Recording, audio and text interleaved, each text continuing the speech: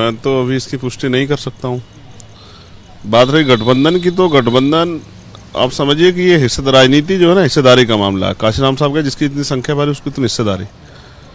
तो अभी तो मेरा प्रयास है कि हम अपने यूनिट्स के साथ आज यहाँ हैं, हमारी मीटिंग चल रही है, रात में भी चलेगी। तो फिर जो कुछ तय होगा तो वो कल जो है वो सब आपको जानकारी दी जाएगी। उम्मीद है कि बीजेपी को रोकने के लिए जो सार्थक प्रयास किए जा रहे हैं, उनमें दूसरे दल भी उसी तरह सोचेंगे जिस तरह हम सोच रहे हैं। वो भी प्रयास करेंगे कि भाई भारतीय जनता पार्टी को रोकने के लिए सब लोग एकजुट हों। अच्छा, आप शुरू में कह रहे थे कि हम अकेले लड़ेंगे पूरे उत्तर प्रदेश में, लेकिन अब गठबंधन की बात सामने आ रही है, तो क्या लगता है कि ऐसी परिस्थिति क्यों बन रही है? नहीं, मैंने पहले भी ऐसा नहीं कहा। मैंने कहा था कि जो कोर कमेटी तय करेगी, अगर कोर कमेटी तय करेगी कि भाई अकेले लड़ना, तो अकेले लड़ेंगे। और अगर कोई गठबंधन पे उन्होंने कोई सुझाव दिया, गठबंधन बातचीत करी, तो फिर उस हिसाब से लड़ेंगे। तो जैसा मैंने बताया ना कि अभी ये आदेश है कि कोई बातचीत उनकी चल रही है, तो उन्होंने आदेश किया, तो हम लोग लखनऊ में, बाकी जो कुछ होगा वो मीडिया के जरिए से आम जनमानस तक तो जाएगा। तो बाकी सारी चीजें, अभी तो उनका आदेश है कि हम लखनऊ में, तो लखनऊ से जो आदेश होगा वो आप सबको बताया जाए। समाजवादी पार्टी कई सारे छोटे बड़े दलों से गठबंधन कर रही है, क्या लगता है कितना लाभ ले पाएगी चुनाव में 2022 के? देखिए, उत्तर प्रदेश और देश के अंदर, भारत में अभी कार्य को कम और जाति को ज्यादा बड़े पैमाने के रूप में मान्यता दी जाती है। तो जब जातियों का समूह जुड़ता है, उसका एक सामाजिक संदेश बनता है। और काशीराम साहब कहते थे ना कि सरकार मजबूत नहीं, मजबूर होनी चाहिए, मिलीजुली सरकार, जिससे कि सबके हितों की रक्षा हो और सबको तरक्की के रास्ते मिले। जैसे अभी जो सरकार है भारतीय जनता पार्टी की, उसमें कितने लोग तरक्की के रास्ते खुले हैं ये आप बेहतर जानते हैं। मैं समझता हूँ कोई ऐसा वर्ग, जाति, धर्म नहीं जो सड़क पर ना आए अपने हितों के लिए। तो चंद सरकार के जिम्मेदार लोगों के, सरकार के चहेते लोगों के अलावा किसी के रास्ते तो नहीं खुले हैं।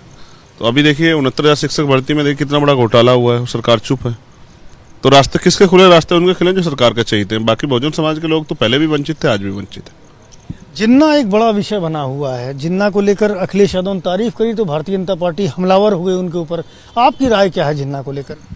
देखिए, मैं कहूँ जो है ही नहीं उस पर क्या वो करें। अगर जिन्ना साहब होते तो फिर उन पर अपनी राय रखते। तो मैं समझता हूँ कि अगर बाबा साहब ने उनके विषय में कुछ कहा होता तो मैं बताता। मैं वही कहता हूँ जो बाबा साहब अम्बेडकर कह के गए, या माननीय काशीराम साहब के। तो हमारी लड़ाई अधिकारों की है। अब इनसे किसी के ऊपर कुछ कहने से कुछ होने वाला नहीं। हम तो वर्तमान में जी रहे हैं और भविष्य के लिए सतर्क हैं। तो ये धर्म और मंदिर मस्जिद की राजनीति से ना तो पहले उत्तर प्रदेश का भला हुआ, ना देश का, ना आगे होगा। तो इससे तो लोगों को बचना चाहिए। उत्तर प्रदेश में भारतीय जनता पार्टी कहती है कि असदुद्दीन ओवैसी वो समाजवादी पार्टी और बहुजन समाज पार्टी की भी पार्टी हैं। विपक्ष कहता है कि वो भारतीय जनता पार्टी की भी पार्टी हैं। आपको क्या लगता है वो किसकी भी पार्टी है या खुद में स्वयं एक पार्टी है? अब देखिए, मैं समझता हूँ कि जी जब जिसको चुनाव आयोग ने मान्यता दी है वो राजनीतिक दल है और वो सबको लोकतंत्र में अधिकार है। ऐसा नहीं अमीरी लोग राजनीति करेंगे या जो चला आ रहा है कि भाई परिवारवाद की, वो परिवार, उसका बेटा, उसका पोता, उसका भतीजा, उसका चाचा, वही लोग राजनीति करेंगे। लोकतंत्र में राजनीति करना प्रत्येक व्यक्ति का अधिकार है और लोकतंत्र का उद्देश्य यही था कि अंतिम व्यक्ति भी जो गरीब है, जो क्षमता रखता है, जो काम कर सकता है, जिसके अंदर संघर्ष करने की भूमिका, वो भी अपनी तरक्की के रास्ते आगे बढ़ने के लिए खोल सकता है। लोकतंत्र के जरिए आगे बढ़ के MP MLA बन के और अपने क्षेत्रों में विकास करा सकता है और मजबूत करके सरकार भी बना सकता है।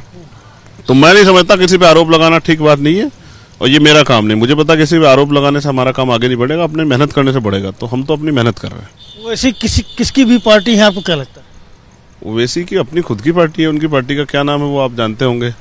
तो मैं क्यों कहूँ किसी की पार्टी है, जब उनकी तो खुद की पार्टी है। जैसे हमारी अपनी पार्टी, वैसे उनकी भी अपनी पार्टी है। वैसे ही तमाम जो दल है सबकी अपनी अपनी पार्टी है। तो कोई किसी की पार्टी और BAB पार्टी नहीं है, तो कोई किसी के पास साबित करे। तो मेरा काम किसी को बुरा कहना नहीं। सब अच्छे हैं और सब अपने अधिकारों के लिए लड़ रहे हैं। जिसको अधिकारों से वंचित रखा जाएगा वो अपनी बात तो कहेगा। अब वो किसी को चुभे या ना चुभे वो तो अलग बात। अखिलेश यादव कहते हैं कि भारतीय जनता पार्टी को जो भी दल सरकार में नहीं देखना चाहते हैं, उनकी सरकार को हटाना चाहते हैं, उनका सबका स्वागत है हमारे दल में। गठबंधन भी कर रहे हैं लगातार। ओवैसी को क्या समाजवादी पार्टी से गठबंधन करना चाहिए? अब देखिए ये वो किस तरह से काम करना चाहते हैं और वो क्या चाहते हैं, ये तो आपको ओवैसी जी बता सकते हैं।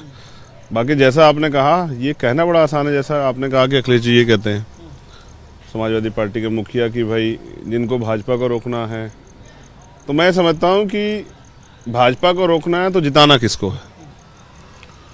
तो जब तक हिस्सेदारी और उनकी तरक्की की बात नहीं होगी, तो मुझे लगता है उनके मुद्दों पर बात नहीं होगी, तो कोई क्यों गठबंधन करेगा। तो ये लड़ाई तो अधिकारों की है। ऐसे तो आपको याद होगा ओम प्रकाश राजभर जी भी जो बीजेपी के साथ गए थे, जब अपने हितों की रक्षा नहीं कर पाए अपने समुदाय के, तो छोड़ा। फिर क्या किया, विपक्षी तो बन के रहे ना। तो ये लड़ाई अधिकारों की है, और जहां जहां अधिकार मिलेंगे लोग वहां, और जहां सम्मान मिलेगा लोग वहां जाएंगे। ओवैसी तो मुसलमानों के हित के अधिकार की बात करते हैं, अखिलेश यादव भी कहते हैं, तो उनको एक साथ आना चाहिए या नहीं आना चाहिए? अब मैंने क्या कहा ना, ये तो वही दोनों बता सकते हैं। आप मुझसे पूछते मेरे विषय में, तो मैं अपने विषय में बताता, लेकिन मेरे पास पार्टी की फाउंडेशन है कि भाई जो पार्टी की गाइडलाइन होगी उसी पे मुझे बात करनी है। तो मैं किसी के बारे में टिप्पणी नहीं करना चाहता, और अगर वो आते हैं नहीं आते, ये उनका फैसला है।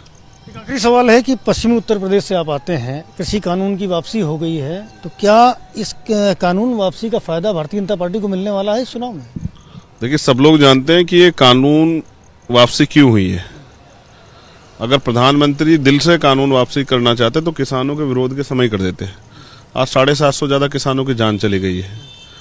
आज उनकी वापसी, और ये प्रधानमंत्री जी ने पार्लियामेंट का भी अपमान किया है। जो कानून पार्लियामेंट में बना, उसकी मूल्यों की वैल्यू करते हुए पार्लियामेंट में ही उस पर चर्चा होकर खारिज होना चाहिए था। लेकिन प्रधानमंत्री जी ने जो फैसला लिया है, ये अकेले प्रधानमंत्री ने नहीं बनाया था कानून, या फिर प्रधानमंत्री बताया कि उन्होंने किसी कैसे अकेले ने बना दिया था कानून, इस पर पार्टी की सहमति नहीं थी। तो मैं समझता हूं कि ये पार्लियामेंट का अपमान है। प्रधानमंत्री जी को इस्तीफा देना चाहिए।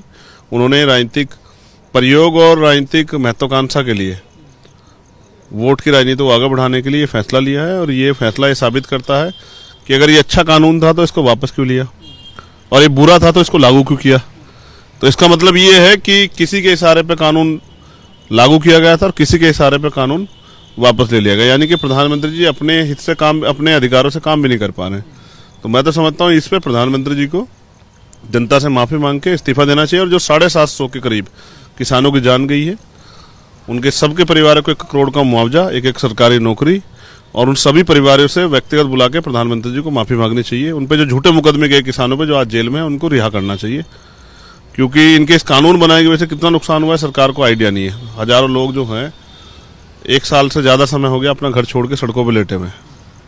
तो देश में अस्थिरता का जो माहौल पैदा हुआ और बड़ी बड़ी घटनाएं घटी 26 जनवरी जैसे, उसके लिए प्रधानमंत्री जिम्मेदार है। तो मैं समझता हूं कि इस साजिश पे प्रधानमंत्री जी पे मुकदमा भी होना चाहिए कि वो दोबारा से इस तरह कोई काम ना करे जिसमें देश में अस्थिरता का माहौल बने या देश का कोई भी वर्ग परेशान हो।